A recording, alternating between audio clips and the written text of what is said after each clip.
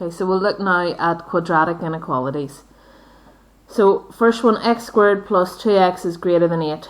First thing we're going to do, as you would with a quadratic equation, bring the 8 over and make it greater than 0. And again, same as you would with a quadratic equation, you're going to factorize, and we get x minus 2 upon x plus 4 is greater than 0. And this next part is where the difference comes in. Whenever we're talking about quadratic inequalities, our answer is going to be a region. It's going to be a range of values. The easiest way to find that range is to do a quick sketch of the graph. So we know that that graph goes through minus 4 and 2. We know it's a positive quadratic, so it's going to be roughly that shape. Now we want the graph to be greater than 0. So the areas that the graph is greater than 0 are here and here.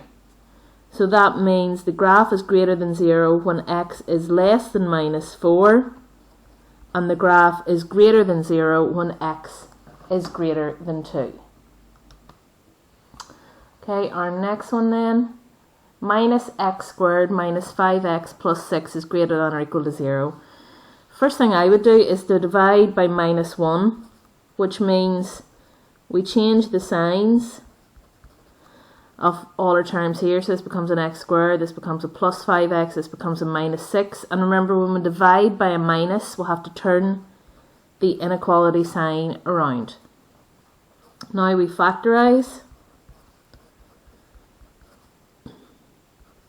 And when we factorize, we get x plus 6 upon x minus 1 is less than or equal to 0. Again, do a quick sketch. So now this is the graph that we're looking at. We know it goes through minus 6 and 1.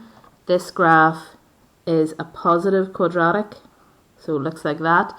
And we're looking for where this graph is less than or equal to 0.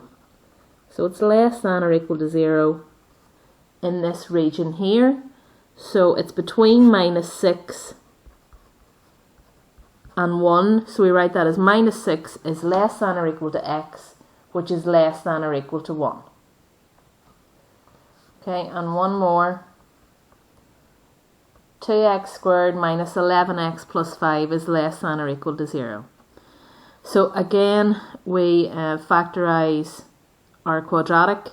So our product is 10, our sum is minus 11.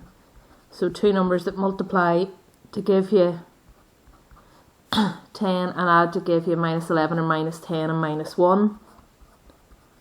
Rewrite your equation. Factorize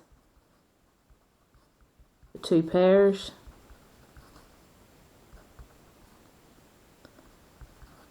And we get x minus 5 upon 2x minus 1 is less than or equal to 0. Again, sketch it out.